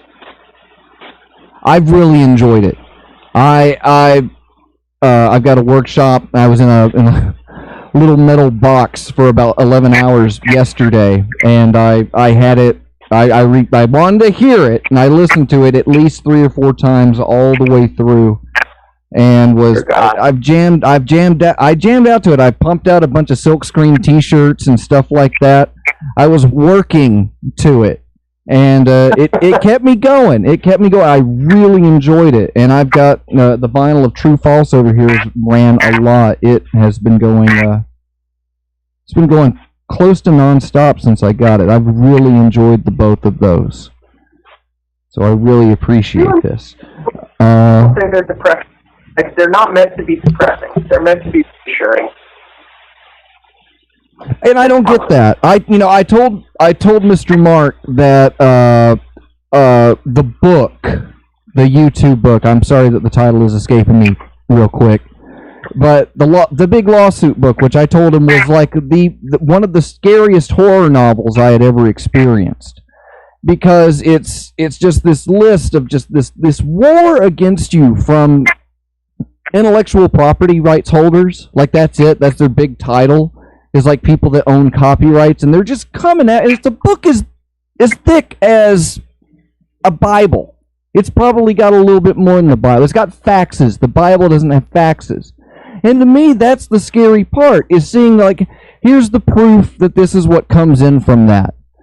And now more than ever, I feel like those same guys, they're begging, the content song was enjoyable. Producing that. What are the jobs going to be? McDonald's has figured out a way to get a robot to flip a hamburger. There's no reason that anybody needs to be focusing on a job. Trucks are going to drive themselves. Hamburgers will flip themselves. So yeah, you do have in that. There was as an aspiring content creator, it's kind of daunting. I would hope to try and do something original and unique. Can aspire to, and then I rip off the match game for my last radio show. But I see now I'm rambling. I apologize. No. This is interesting. I mean, how much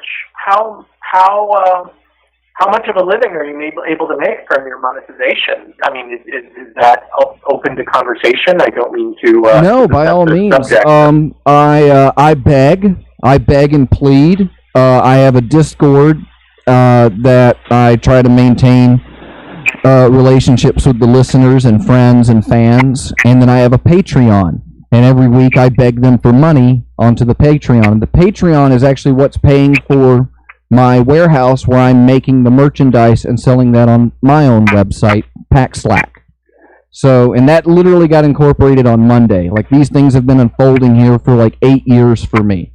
But I'm heavily reliant on my producer and wife. But she encourages me to do this, and I'm trying to build up this model and everything like that. But there's a lot of other people out there doing it, and a lot of them are going the pop music route. It's slow motion videos of cats hitting a wall just over and over and over again, and I can't compete with that.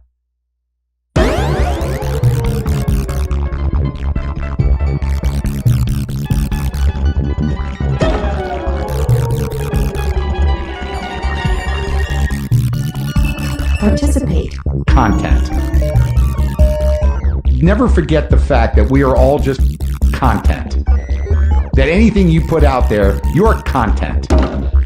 We are all just potential content for someone else's needs. I think people are happy to participate. There's just hundreds of people rolling their dice, throwing their hat into the content providing ring. Content. Forever. Make it mandatory. Content. You don't have to pay people to participate. Your content. You're forced to participate. My content. You're forced to participate. Content is eternal.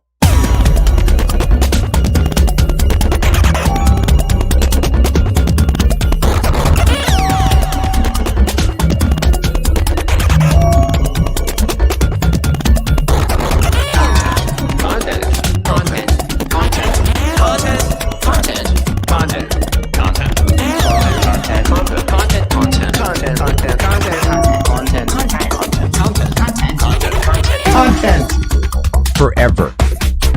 Eternity. You don't need people anymore. Nothing you can do about it. Content. Nothing you can do. Content. You will be mashed up, cut up, repackaged for someone else's needs. The world's largest hotel chain owns no hotels.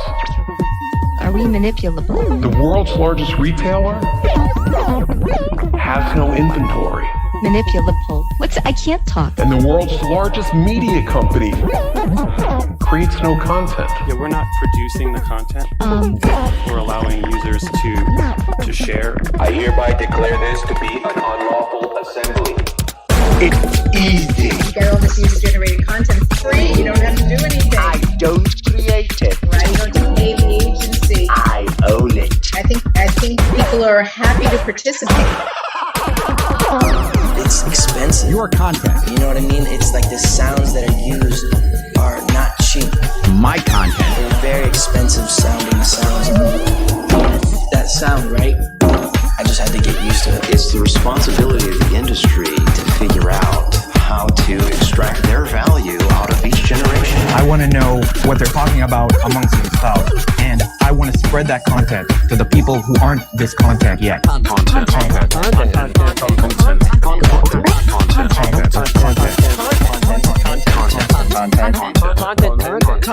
100% of the growth is going to companies that don't create any content.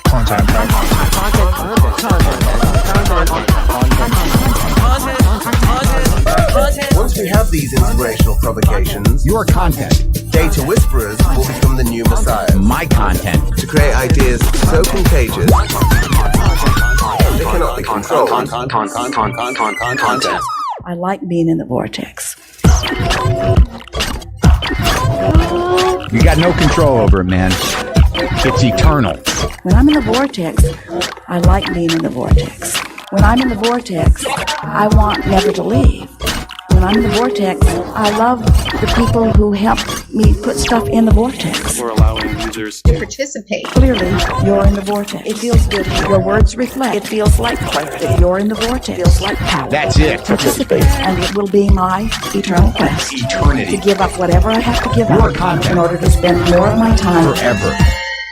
in the vortex. No one compete with cats. It's got me scared. That's why I have to call on like pros, like big time celebrity hotshots, to get a leg up, so I can sell some more T-shirts. Not that. We are not that, because this is oh boy. Oh. But yeah, no, I hear you. The aggregators are counting on the sample lawsuits of the early 90s were a warning shot, because they appeared to be a free speech issue. Like, these major corporations were keeping indie label level artists and the new wave of hip hop artists, which were identified with the underground, from being able to make their creative statements. And it was a pretty cut and dry example of that.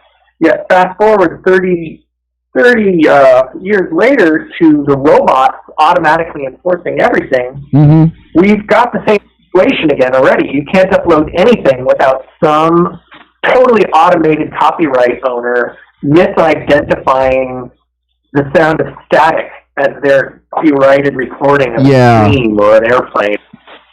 And there's no contesting it. So it's just strange. 10 years ago, when Girl Talk was,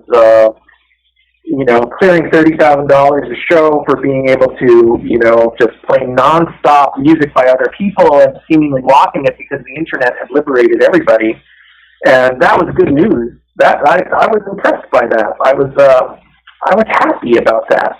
But yeah, that's not where it's ended up. And I don't know what kind of lawsuits can bring these issues back to the free speech prerogative that seemed so clear in the early 90s. We're not free online, and there is no way for independents to really make a living doing this. They're counting on us making the content for their platforms and walking away with 100% of the advertising revenue. Sure, I've been milking friends and family for years. It's hard. They want you to make stuff that's appealing to the masses, and they want you to keep making it, and they don't like how should I phrase this? They don't like it when you try to subvert anything, and they don't like you giving away. They don't want you to show how the sausage is being made, to refer to earlier's conversation. It just needs to magically be there. And for consumers, I've done a couple of live performances. I've had a band or two, and I would have people going like, man, must be nice. You just get up here and go for 45 minutes and you walk out with a few bucks. It's like, but you don't see the rehearsals and the writing process and all. They don't see that, and they don't think about that. Just like the same that, they see it as that's what they did to get paid for. And I saw them do that. Man, what a great life that must be. Because I was in the mines for 14 hours today, and I can barely afford this sandwich I'm eating. But they're the same person that's going to be sitting there scrolling past you as videos of cats come by. So, yeah, it's digital enslavement. Basically, just you won't have to go to Walmart to clock in for your job at Walmart now. You can just stay at home and live blog yourself eating frozen macaroni and crying. Facebook loves it when you go on Facebook and complain about Facebook. It's it's all the media literacy techniques that seems to be issues of survival or resistance. The strange thing about the self-publishing aesthetic of social media is that all of these forms of resistance now have been seemingly assimilated. Who cares if you use social media to warn people about the ill effects of social media? So, to some degree, this new record we've just put out is a little bit on the nose due to all of this frustration but it's sort of in it, go outside. Outside is still nice. Outside is still nice. Not necessarily an indoor mall currently with a degree of infectiousness, but hikes are still safe. I guess that's what the record was trying to say. Take a walk. Negativland says take a walk. Oh man, that should have been the title. It would have been that much more. Oh, I don't know what they're trying to say with this new record. What's it called again? Yeah. The globe will fool us. Rapid fire. Flat Earth or hollow flat Earth? Where do the reptilians live again? They live in the cream center of the hollow flat Earth. I have a question here from caller 23. He's given me a couple of them, but because he's insane, I have to make sure that I pick the right one. All right. After listening to Familiar, I'm hearing a lot of traditional experimental, and I'm hearing zero dubstep. Would you say that dubstep or other hard forms of techno sound like that are even experimental? Was dubstep or industrial music, like maybe Throbbing Gristle, ever experimental? When does a new genre... No, I'm going to read it the way he spelled it. Genera. Does a new genera cease to be experimental and start to become a standard? Yeah.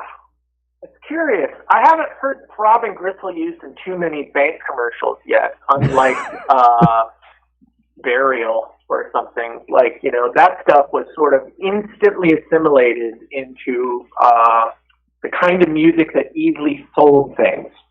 And I still haven't seen blood on the floor in a Merrill Lynch commercial. Throbbing Gristle, I still listen to those records. And the thing about Familiar, if you're talking about the record I did with Dieter Mobius and Tim Story, it's, Dieter Mobius is he's a legend of electronic music. And when I was growing up in the 80s and going to the electronic music sections in stores, you could find 10 copies of every single Terrible Tangerine Dream album. And you could find, all these Klaus Schultz records, and you could find a lot of really terrible electronic music. But it was really hard to find the Cluster record. Dieter Mobius was half of this band Cluster. So, yeah, I don't know. Those records never wore out for me. Cluster and all the Cluster solo records, I still listen to those constantly. They still sound really experimental, and I still haven't heard them on many bank commercials. So, I guess it's not surprising that my record with him doesn't sound like dubstep. But thank you for listening to it. He's got two more here. I feel like one was tying into where I was going a little bit earlier. Do you have any smart devices in your house? Do you have any Alexas or Siris, or are you bugged? I have a lot of. I make a point of turning Siri off on every single one of them, but that is not to say that I have control over the microphone. I do use Facebook, but I use Facebook on devices that are old enough where I can still use them on the browser, where I can visit Facebook entirely on the browser. No, I don't like Alexa or Siri myself, and I wouldn't have them in my own home. All right. Nope. But I'm in a band with somebody who works on Alexa sound design. The band Sagan. I was in a tribute to Carl Sagan, and my friend Levin Blechtem is. She works on the sound design team in Alexa, and she's actually morally responsible for some of those sounds. Man, grabbing a drink with work friends with you it could be a tense experience. The Bay Area is weird, where there really are a lot of. I haven't been able to have a corporate job for the last 4 years, but I managed it for a while. In fact, it was deeply confusing. How is no idea. How is the Bay Area now? I only hear what I would hear on mass media, but it feels like I hear the word here in Central Florida, gentrification, a lot, even though it's a lot of empty swampland just being built on. But you're in an urban area, you're in a dense urban area, and it's been known for. How can you be a bastion of counterculture if that means that enough of something is going on, it's creating a culture? It's counterintuitive, but you've got that. So how is the Bay Area now? Are these records maybe a representation of that? Is that what life is like over there? Yeah, the last record is definitely self-portraiture of when you drive up and down Route 101, you see billboards such as "Task Humans" from software, or "Data is the new." Oh God, what is it? Life data is the new electricity. Ooh. Yeah, like sort of these weird corporate slogans advertising things, and you're not even really sure exactly what's being advertised, except it always ends up being like Salesforce or admin software. You know, it doesn't get much more clearer than "Task Humans" from software, what people are up to out here and where the money is. And there's always idealism under the surface. Like, I think it's really great that we're going to be able to have apps that tell you whether or not someone is lying to you on a date, or can gauge the emotional honesty of their smile before you decide whether or not to fall in love with them. Like, this is what I'm working on. This is the app that I'm working on. You know, these things might seem altruistic, but they are also deeply systemic in ways that we can't quite ever trick ourselves into believing that we can stay on top of. They're just making what the people like how want. Much give away. Sorry, go ahead. No, I'm sorry, I interrupted. I keep I'm not the funny one. I just make all the funny comments. The funny guy, he quit. Yeah, I miss him. Let me see here. I know you're tight on time, so I think I don't know. Should the general public be weary? Oh, man. Should the general public be weary of the wealthy?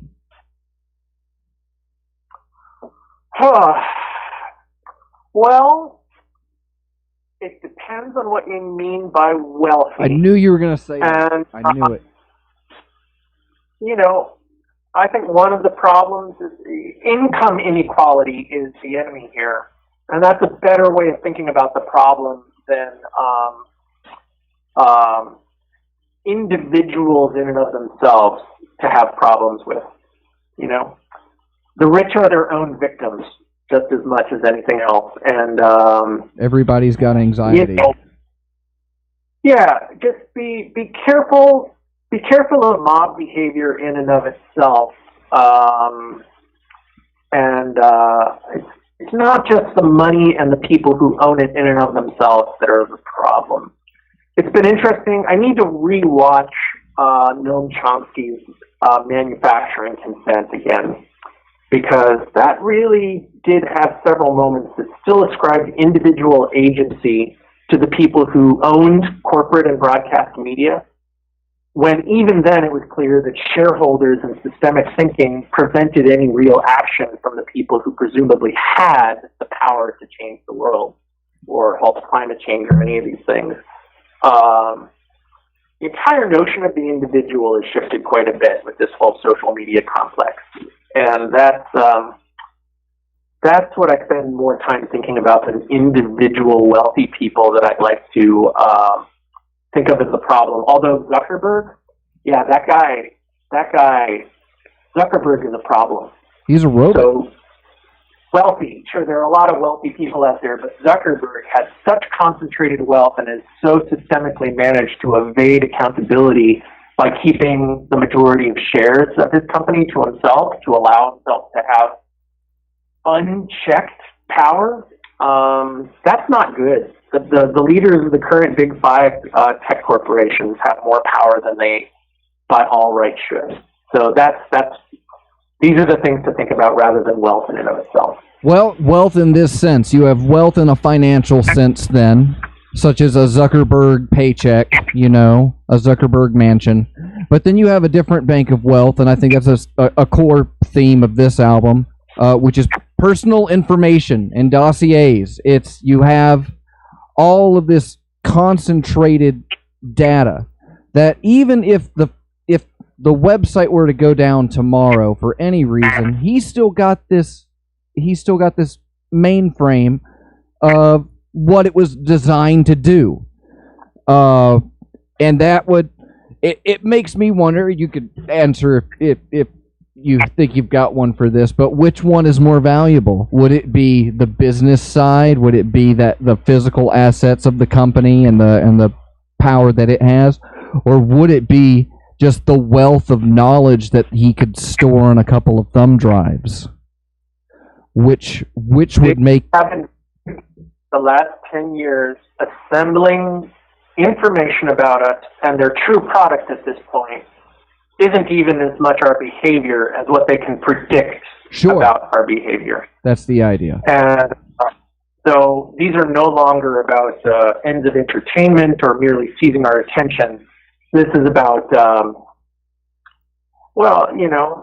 when you're self-publishing, what is coercion? We really think we're doing it ourselves. Zuckerberg's interview with Yuval Noah Harari was really good. I would recommend that.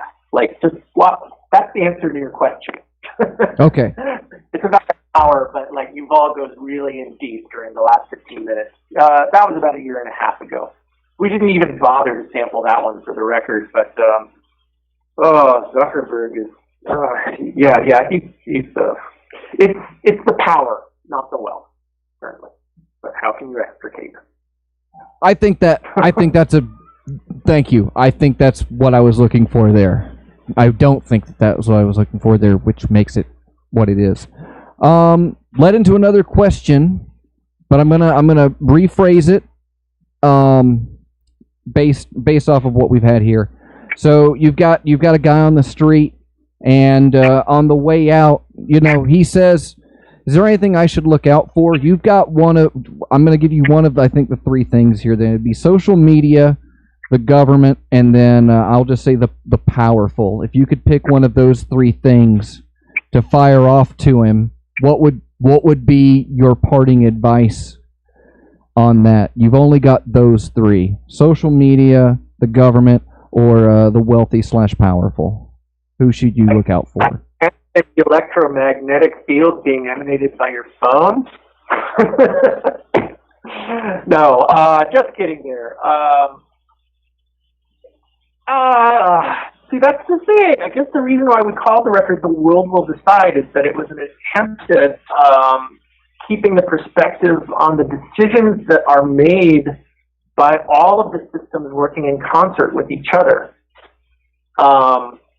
Instead of thinking about individual powers, like for instance in this country right now, one useful way of thinking about what's happening now is not as a tragedy, but as a larger brain made of individuals that are in conflict with each other, but that are working in concert to take this country out, to take this country down, reduce its influence, that the division in and of itself is a decision being made for the greater good.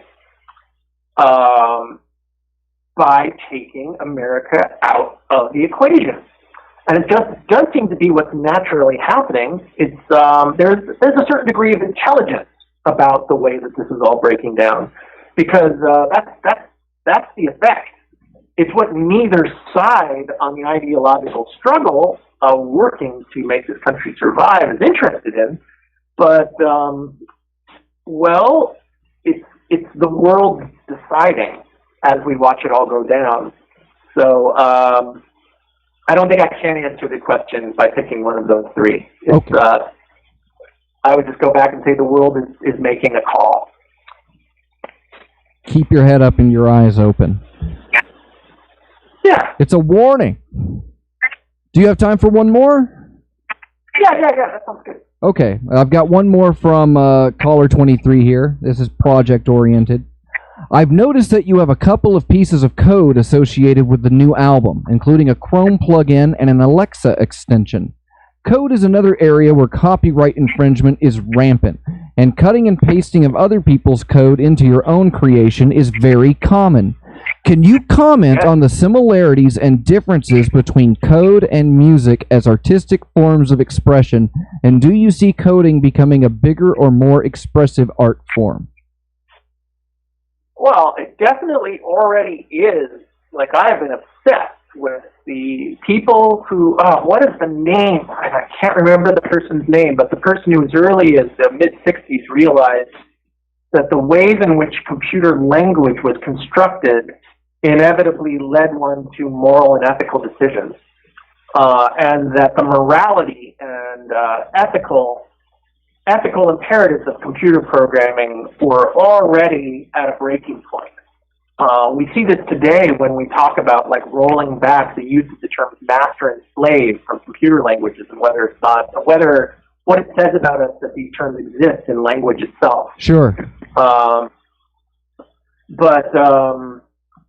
Yes, my friend Steve Heiss, who runs the server that I still check my email on, ran open source workshops in San Francisco in the late 90s, thinking that it was a revolution that was going to make profiting from selling computer programs impossible.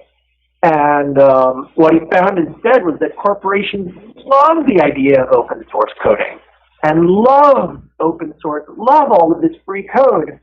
And he was confused about it at first. Like, I don't understand why all these deep corporate people are so into the open source movement. And then it finally occurred to Steve, they take the code and ignore the part where you say you just can't make a commercial project. If you utilize free code, you're required to have your product be free as well. Powerful corporations simply ignore that part. And working for DigiDesign and working for Dolby, the number of times that I was aware of code getting built in that was ostensibly open source, and then the hand-wringing that would result from how to go about the fact that this inextricable code, do we rewrite it? How do we rewrite it? It's pretty basic code. Like, corporations just basically take things. That's what they do. They love it when people make stuff for free and then simply are unbeholden to the ethical contracts that try to guide people toward moral use cases. But it'd be great, and the lessons are still there. They're still just because those corporations do right things doesn't mean that the people who are working and who define ethical programming use cases aren't heroes. And Joseph Weizenbaum, the person who wrote Eliza, and very slowly realized that the issue with AI and automation of human labor the question wasn't what human jobs can machines take over, because machines are going to be able to take over the easiest ones happen first. The question is, what jobs should machines be allowed to take over? That will, because if we don't figure out what those jobs are that we need to do ourselves in order to stay human, then, these jobs are just going to be replaced, and one can say that that's already been happening. Sure. But yeah, most of my favorite music this year, as far as the difference between code and collage music, the Google OpenAI SoundCloud account that have been using code to gradually ingest and make machine legible tons of human music and then make new files in the style of other musicians. That's been what I've been listening to most this year.